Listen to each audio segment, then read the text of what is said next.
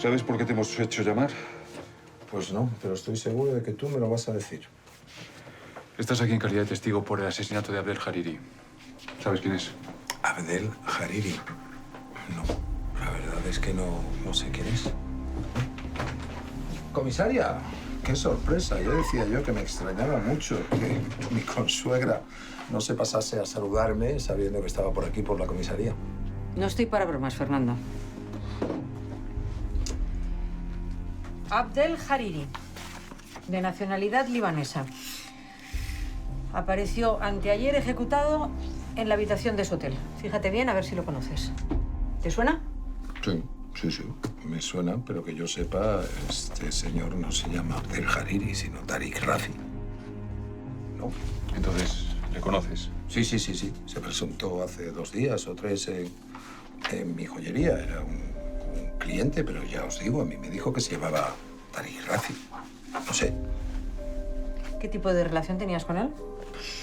La típica relación que se tiene con un cliente. Se presentó sin tener cita previa, pero vi que tenía buena presencia y le dejé pasar. Me dijo que era una especie de representante comercial de un grupo de jeques árabes que querían hacer una importante inversión en joyas. Así que, nada, creo que nos vimos 1 o 2 veces más, pero hablamos de cuestiones técnicas y poco más. No se llegó a formalizar ningún pedido.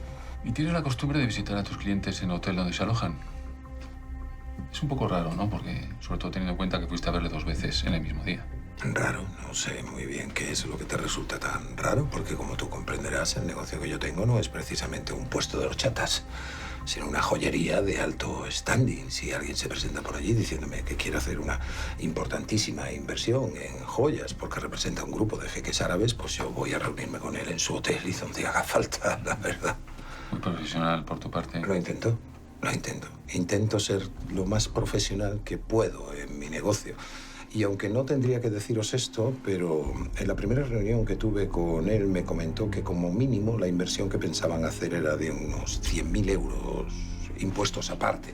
Como tú comprenderás, una facturación por venta de ese nivel no le voy a hacer ascos, la verdad. ¿Y tienes alguna forma de demostrar esta relación comercial de la que tú nos estás hablando? No del todo, porque, bueno, nos reunimos 2 veces después del día que se presentó en la joyería y, salvo cuestiones técnicas, apenas si me dio tiempo a enseñarle 2 o 3 muestrarios de las distintas colecciones que tenemos. O sea que no puedes demostrarla. Yo no he dicho eso, Néstor. Yo he dicho no del todo, que no es lo mismo. Podéis preguntarle a Ignacio, al encargado que tengo allí en la joyería. Él estaba delante cuando este señor se presentó. Pues no te preocupes, que le preguntaremos a tu encargado, a Ignacio, ¿no? De todas maneras, llama un poco la atención que Abdel Hariri, sabiendo a lo que se dedicaba... ¿A qué se dedicaba? Porque lo que yo sé es que representaba un grupo de jeques árabes, nada más.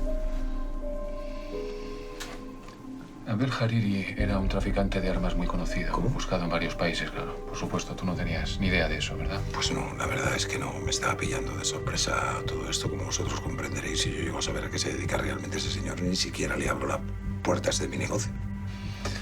¿Y no te parece mucha casualidad que un traficante de armas muera en el barrio poco tiempo después que Eva Velasco, que era sospechosa del mismo delito? No sé. No lo sabes y, sin embargo, tú tenías relación con las 2 víctimas. A ver, vamos a centrarnos un poco porque la relación que yo he tenido con este señor es como cliente. Lo he visto solo 2 veces y con Eva Velasco, pues más o menos lo mismo. Ella venía a mi local, al Moonlight, cuando yo lo llevaba y se tomaba alguna copa de vez en cuando. Sí, cruzábamos alguna frase, charlábamos, algún saludo, pero ya está. Yo también iba a la mensajería a enviarle algún paquete a mi hijo a Italia, pero nada más. Sí, de todas maneras, nos resulta un tanto sorprendente que Fernando Quintero, tal y como eres tú, tengas tan poca información sobre personas con las que tenías trato, ¿no?